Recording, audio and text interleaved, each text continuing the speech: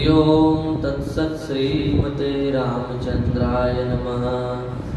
ओम नमः परमहंसास्वादित चरण कमल चिन्मकरंदाय भक्तजनमानसनिवासाय श्रीरामचंद्राय।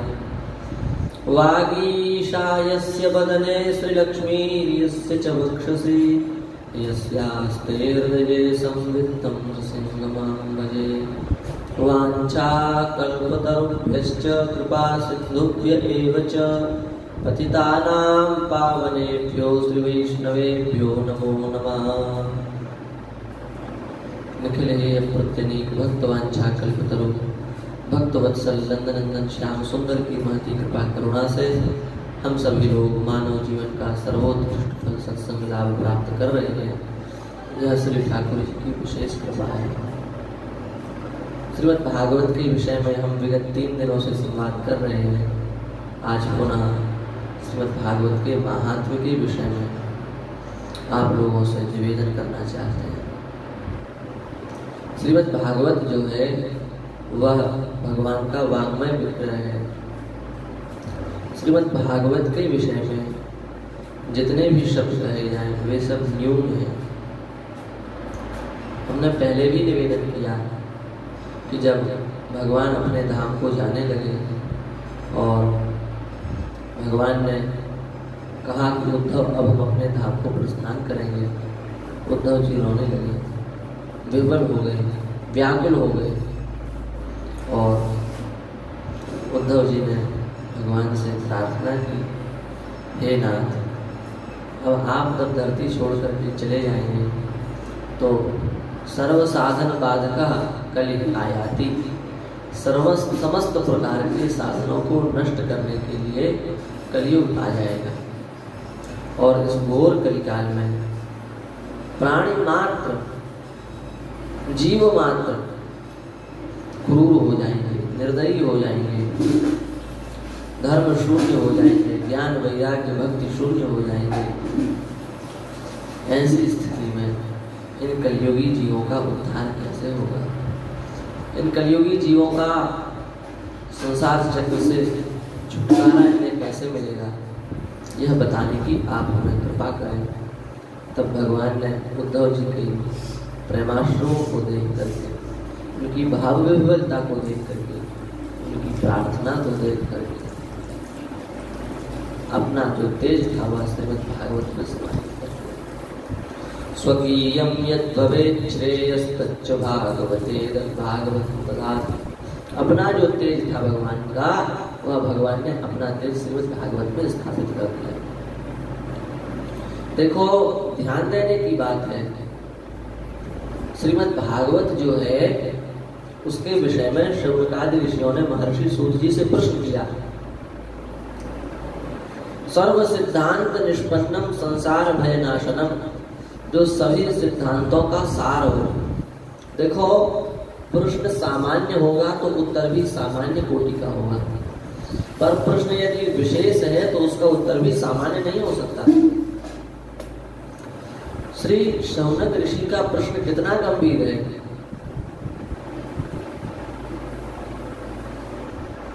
मम कर्ण रसायनम कथासारम हे सूत आख्यायि।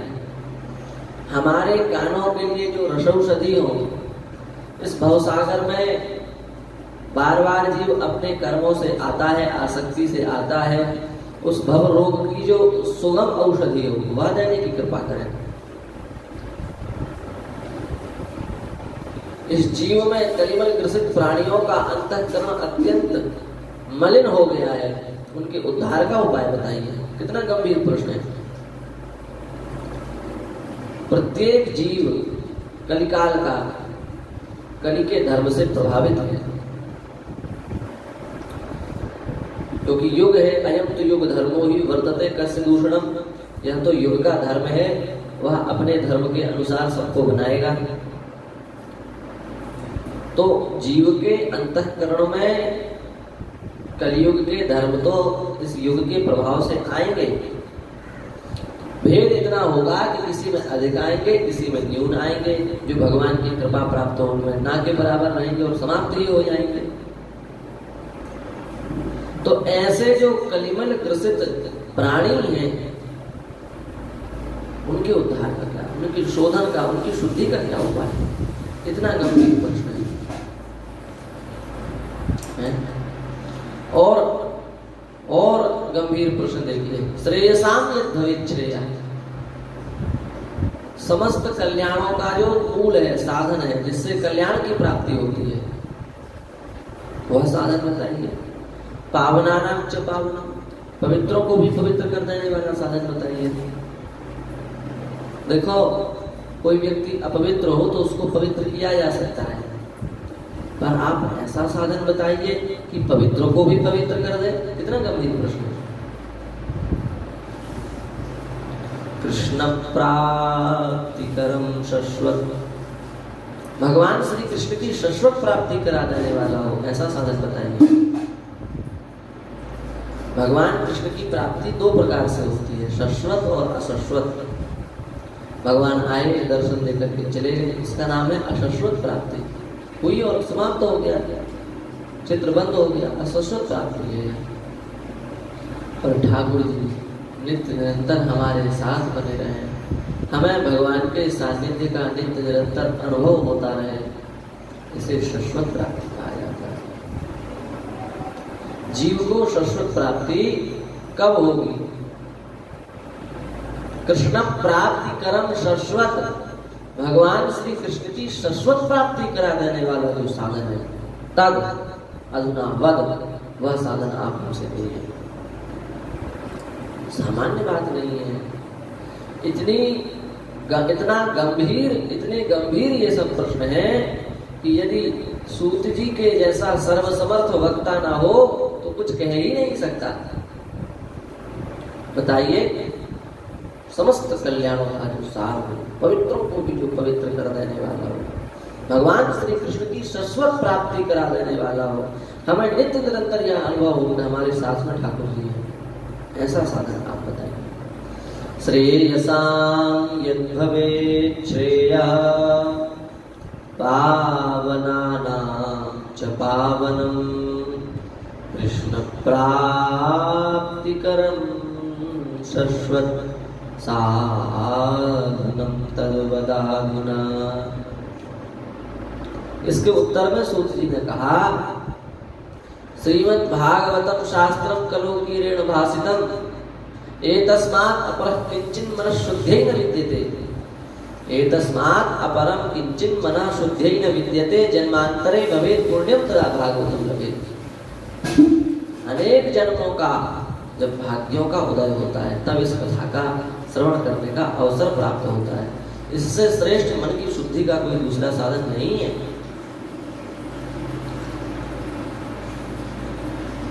सौनक जी ने जो प्रश्न किए थे, उन प्रश्नों के उत्तर स्वरूप में श्री सूत जी महाराज ने भागवत कथा सुनाई। इसका तात्पर्य क्या है? सब शास्त्रों का, समस्त साधनों का सार श्रीमद् भागवत है, पवित्रों को भी पवित्र बनाने वाला श्रीमद् भागवत है, और ठाकुर जी की शाश्वत प्राप्ति करा देने वाला भी श्रीमद् भागवत है। कैसी दिव्य महिमा है इस ग्रंथ की, कहां तक कहें। जब नारद जी ने सनकादिक ऋषियों से श्रीमद् भागवत की कथा का श्रवण किया, तो सनकादिकों ने तो भैया इतनी महिमा कही कि कोई कह नहीं सकता, बहुत महिमा का गान किया। और यहाँ तक कह दिया, श्लोकार्धम श्लोक पादुका पठेत भागवतम चया। जो श्रीमद् भागवत के संपूर्ण पारायण की तो बात छोड़ दो, स्कंद की भी बात छोड़ दो, अध्याय की भी बात छोड़ दो, कहाँ तक है, श्लोक की भी बात छोड़ दो। श्लोकार्धम, आधे श्लोक का जो पाठ करता है, श्लोक पादम, आधे से भी आधे श्लोक का जो पाठ करता है, उसको भी इस संसार के चक्र में दोबारा आना नहीं पड़ता। वह संसार चक्र से छूट जाता है, उसकी मुक्ति हो जाती है। बस बात यह है कि हम लोगों को कभी कभी यह भ्रम हो जाता है कि यह तो शास्त्रों में जो महिमा बताई गई है वह केवल निष्ठा हो जाए, प्रेम हो जाए, कथा सुनने लगे, पढ़ने लगे, इसके लिए बतलाई गई है। ऐसा नहीं है। शास्त्र के प्रत्येक स्तोत्र का, प्रत्येक जप का, प्रत्येक तप का, प्रत्येक कर्म का जो फल बताया गया वह वास्तविक है, उससे उस वस्तु की प्राप्ति होती है, उसको कभी इस संसार चक्र में भटकना नहीं पड़ता। लिखा है जब तक जीव श्रीमद् भागवत कथा का आश्रय नहीं लेता तब तक उसके जन्म होते रहते हैं। यावत तावत संसार चक्र इसमें भ्रमते ज्ञान तत्ववान, अपने अज्ञान के कारण वह जीव तब तक संसार चक्र में भटकता रहता है जब तक वह श्रीमद् भागवत का आश्रय नहीं लेता। इसलिए श्रीमद् भागवत का हम सबको प्रेम पूर्वक श्रवण आदर करना चाहिए। देखो सनकादिक ऋषियों ने तो जो भागवत नहीं सुनते उनकी बड़ी निंदा की है। वस्तुतः संत किसी की निंदा प्रशंसा नहीं करते, पर सब सनकादिक ऋषियों को तो आज क्रोध आ गया। बोले आजन्म मात्र मपिये न सठे न किंचित् चित्तं विधाय शुक शास्त्र कथा न पीता चांडालवच्च खरवदवत तेन नीतम मिथ्या स्वजन्म जननी जनि दुख भाजा। जिस सठ ने, जिस मूर्ख ने, जिस दुष्ट ने अपने जीवन में एक बार भी श्रीमद् भागवत कथा का श्रवण नहीं किया, भगवान की कथा का चित्त लगा करके श्रवण नहीं किया, वह अधिकतम तरफ उस मनुष्य को धिक्कार है, पशु के समान है,